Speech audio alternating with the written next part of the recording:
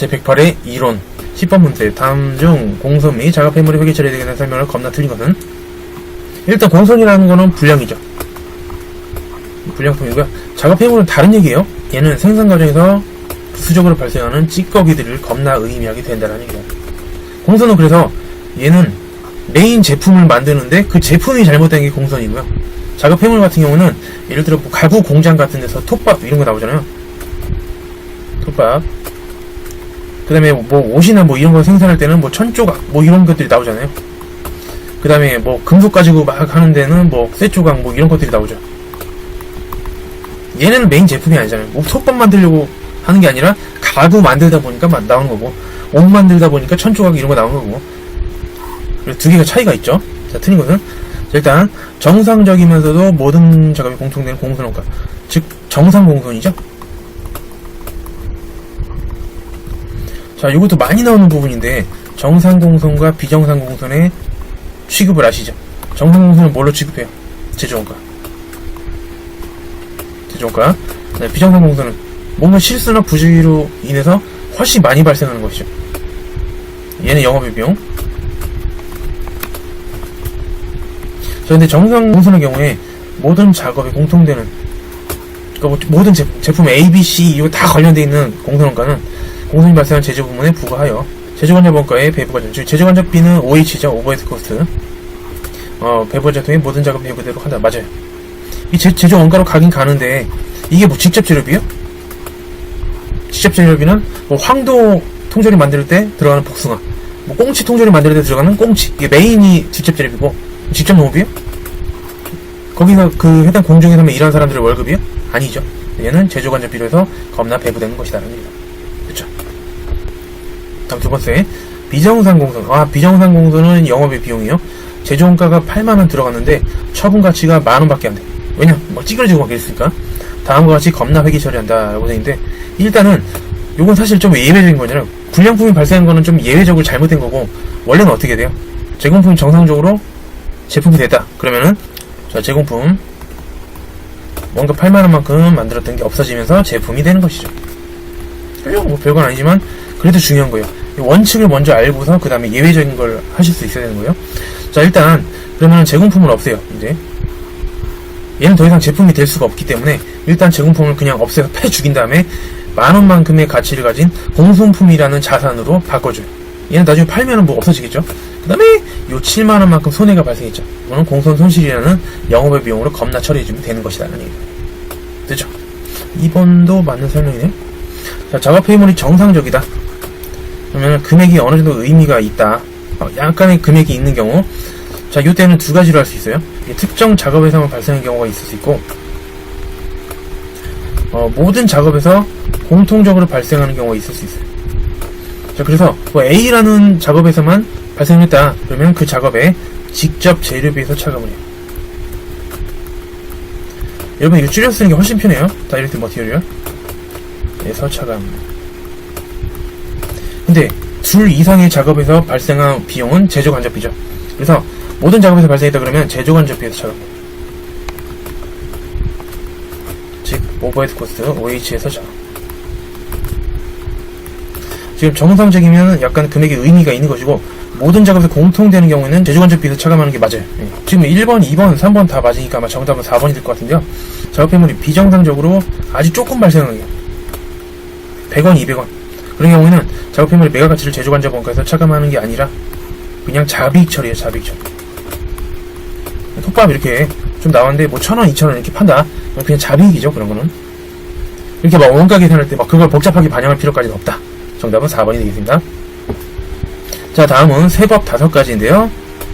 11번, 다음 중 부가세 세법에 따른 과세거래에 대한 설명을 겁나 틀린 것은, 자기가 주요자재의 일부를 부담한 가공기획에 의한 생산 재화를 인도하는 것은 재화의 공급으로 본다. 맞죠? 주요자재의 일부나 전부를 부담한다면 그거는 가공 용역이 아니라 재화의 공급으로 보는 것이죠. 주요자재를 전혀 부담하지 않았으면은 가공 용역으로 보는 거고요. 자, 1번 맞아요. 부담했으면 재화의 공급이고, 사업자가 위탁 가공을 위하여 원사재를 국외 수탁 가공 사업자에게 대가 없이 반출한다라는 것은 재화의 공급으로 보지 아니한다. 맞아요. 일반적으로 원재료 같은 건 재화잖아요. 재화를 무상으로 누구한테 줬다. 일반적으로는 뭐죠? 간주공급이죠. 그래서 야 너 매입세 공제받고 왜 딴짓하냐? 너 안 팔았지만 팔았다고 쳐. 세금 내 10% 돼.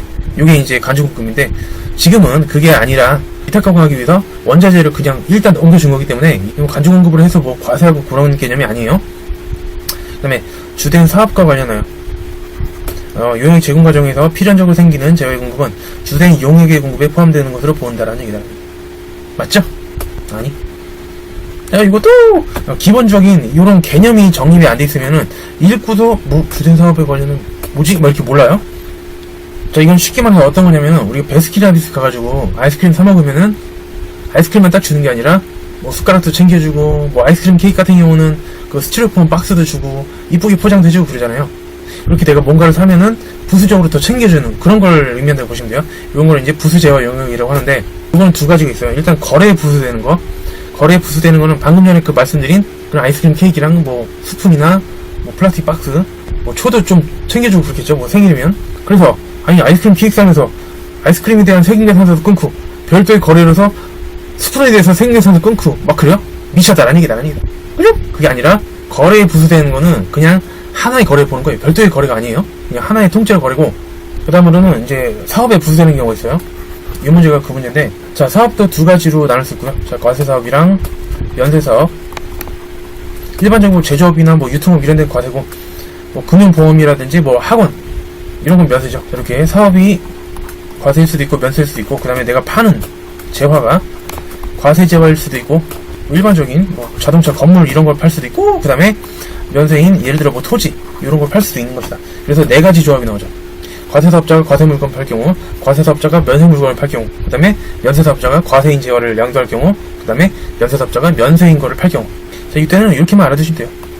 과세 과세 나머지는 싹 다 면세가 되겠다는 얘기다.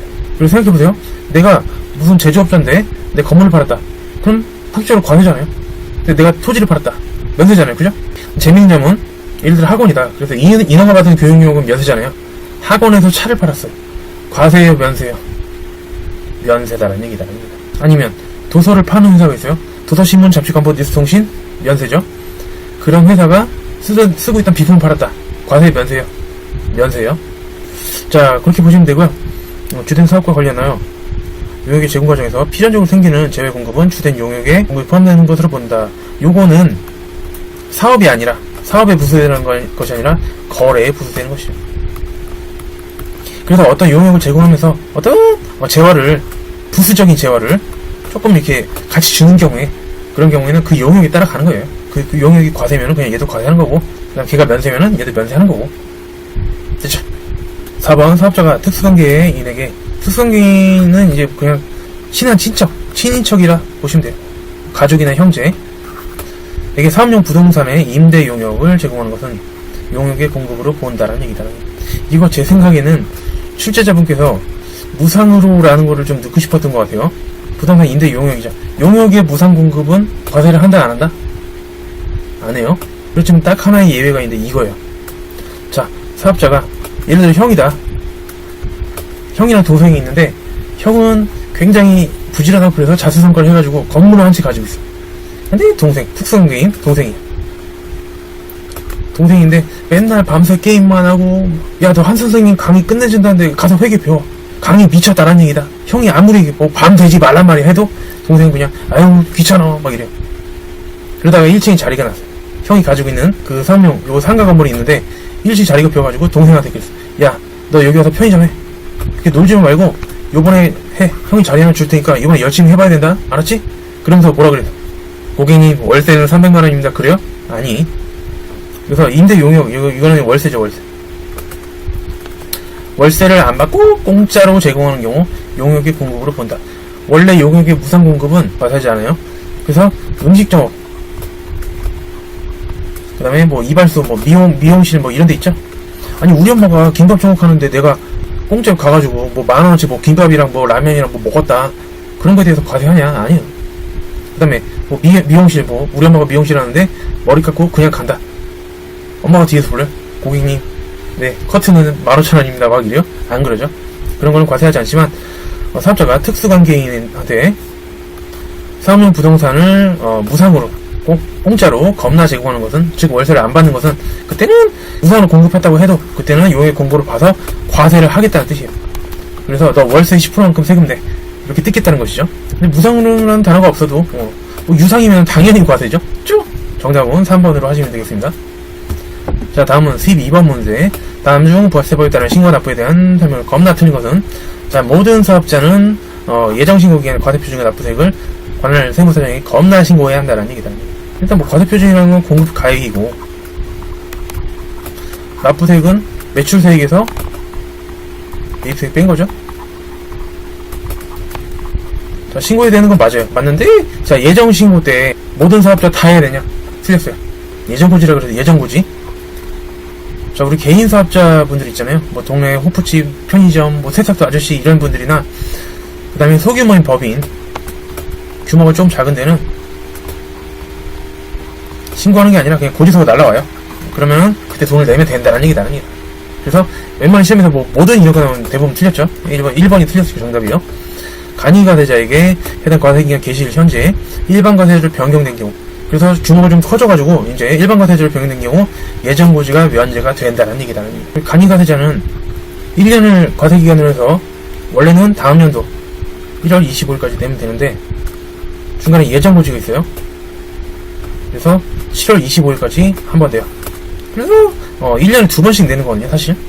근데 일반 과세제를 변경되면은, 자, 예정고지 해가지고, 자, 요거는 4번 내요, 4번. 근데 갑자기 일반 과세제를 겁나 변경됐다고 해가지고 3개월에 한 번씩이죠. 3개월마다. 3개월에 한 번씩이죠. 그래서 갑자기 3개월마다 갑자기 세금 내세요 그러면은 겁나 당황하고 겁나 킹받을 수 있기 때문에 그런 거를 조금 거시기 하기 위해서 만든 규정이라고 보면 되겠다는 얘기다는 얘기다. 됐죠? 자, 그 다음에 조기 환급을 받기 위해 신고한 사업자는 조기 환급이네요. 그래서 예정인 확정 매월 또는 매 2월 분을 합쳐가지고 조기 환급 신청할 수 있는데, 신고한 사업자는 이미 신고한 과세표준과 납부세액 환급받은 세액은 신고할 필요가 없다라는 얘기다라는 얘기. 자, 이것도 맞는 설명이죠. 기존에 신고한 게 있는데 뭐 주목 신고할 필요가 없죠. 자, 그래서 일단 1번이 틀렸었고 모든 이 틀렸었죠. 그 다음에 2번 3번 맞고요. 폐업하는 경우, 자, 이거는 폐업시 잔주원제와 간추환급이죠. 얘는 예정 확정 신고 기간까지 기다려준다, 안 기다려준다? 안 기다려. 바로 다음 달 25일. 폐업한 날에 바로 다음 달 25일까지. 왜? 세금 안 내고, 겁나, 특히 세금 안 내고, 겁나 막 도망가고, 막 별짓 다 하잖아. 막 이혼하고, 막 뭐 그런 거 막 별짓 다 하기 때문에, 너 빨리 다음 달까지 바로 세금 내고, 끝내. 그런 것이죠. 그래서 정답은 1번이 되겠습니다. 13번 문제. 다음 중 생계산서 때 설명을 가장 올바르지 않은 것은, 소매업을 영위하는 사업자가 뭐 마트나 편의점이죠. 영수증을 발급한 경우, 네, 상대방이 생계산서 요구할지라도 생계산서를 발행할 수 없다. 아니죠. 상대방이 나 사업자예요. 예를 들어 편의점에서 뭐 음료수 같은 거 샀는데 복리후생 목적으로 직원들과 같이 먹으려고 사는 거예요. 그러면 저 매입세 공제 받아야 되니까 생계산서 주세요. 그럼 생계산서 줘야죠. 그죠? 1번이 정답이 되겠고요. 세관상은 수입자에게 생계산서를 발급해야 한다. 네, 정확하게 말하면은 수입세금계산서. 이건 세관장이 발급하는 게 맞죠. 그 다음에 면세사업자도 재화를 공급하는 경우 계산서를 발급하는 게 맞죠. 면세사업자는 계산서. 매입자 간 생계산서 발급이 가능한 경우가 있다. 맞아요. 그래서 그쪽 매출한 사람이 자꾸 설계산 안 끊어주고 막 그러면은 매입한 사람이 가서 끊을 수가 있는 것이다라는 얘기다. 그렇죠? 자, 다음 중 소득세법상 비과세되는 근로소득이 아닌 것은, 자, 비과세. 그러자 출장 여비로 실제 소요된 비용은 별도로 지급하지 않고 본인 소유 차량을 직접 운전하여 업무 수행 이용한 경우 지급하는 월 20만원 이내 자가원료분은 따로 손 안 받으면 20만원까지는 비과세. 두 번째, 회사에서 현물 식사를 제공한 대신에, 자, 우리 회사는 식당이 없어서 돈을 주는 거죠. 별도로 근로자에게 지급하는 월 20만원의 식대. 맞죠? 올해부터는 이제 20만원으로 금액이 향상됐어요. 근로자가 6세 이하 자녀 보육과 관련을 받는 급여로서 월 10만원 이내의 금액은 비과세가 되는 것이죠. 참고로, 아이가 2명, 3명 해가지고, 예를 들어 20만원, 30만원 받았다.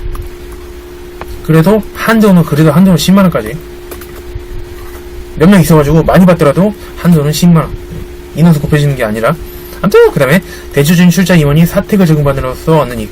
요거는 사택은 집이니까 월세만큼의 이득이 되죠. 근데 출자 임원, 대주주요? 주식이 겁나 많이 출자한 그런 임원인데 그냥 임원이면 그럴 수 있어요. 회사에서 일하는 사람이니까 사택을 제공해가지고 여기 집 쓰세요. 그럼 괜찮아요. 근데 대주주면 돈 겁나 많죠, 그죠? 주식을 겁나 많이 가지고 있는 사람이면은 이런 것들은 비과세해주지는 않겠다는 얘기다. 됐죠? 정답은 4번으로 하시면 되겠습니다. 자, 마지막 문제. 자, 소득소득 다음 자료에 의한 소득문인 거저의 2023년 귀속 종합소득 금액은 뭐 닮은가? 자, 종합소득은 2배사 근년기, 이자 배당, 사업, 근로, 연금, 기타. 연금, 기타. 요 6개가 종합이고요. 퇴직인의 양도는 분류죠. 그래서 종합소득 금액은 무조건 이 6개를 의미하는 거예요. 자, 사업소득이 있는데 도소매업, 그 다음에 음식점업. 이런 것들은 일반 사업이죠. 일반 사업소득에서 빵꾸가 났네요. 이건 상계주죠. 자, 일단은 도소매업을 겁나 상계를 해서 일반 사업에서 발생한 소득은 1,500만원이요. 됐죠? 그 다음에 비주거용 부동산 임대업이다. 자, 부동산 임대업인 사업소득의 경우는 얘는 다른 소득이랑 상계를 해주지 않아요. 그래서 넘어가. 야, 내년으로 넘겨. 내년을 2월 해가지고 내년에 부동산 임대 사업에서 소득이 생기면은 거기서 깎아줘요. 그래서 얘는 다른 소득을 퉁치는 게 아니라 올해는 없는 거예요. 다른 거 다 세금 내야 돼요. 그렇죠? 그 다음에 근로소득. 자, 근로소득에서 뭐 요 700만원 빼주는 게 아니라 요 1300만원 전체가 세금 내야 되는 거고, 양도는 빼야죠. 그죠? 자, 2배사 근년기까지만 종합이기 때문에 퇴양은 분류과세. 얘는 해당이 안 되고요. 그래서 자, 일반 사업에서 발생한 1,500만원이랑 그 다음에 근로소득에서 발생한 1,300만원. 정답은 2번으로 하지 않을 수가 없는 것이다라는 얘기다. 그렇죠? 자, 이번 시간도 여러분들께 많은 도움이 되었기를 진심으로 기원하면서 마치겠습니다. 친구들, 안녕!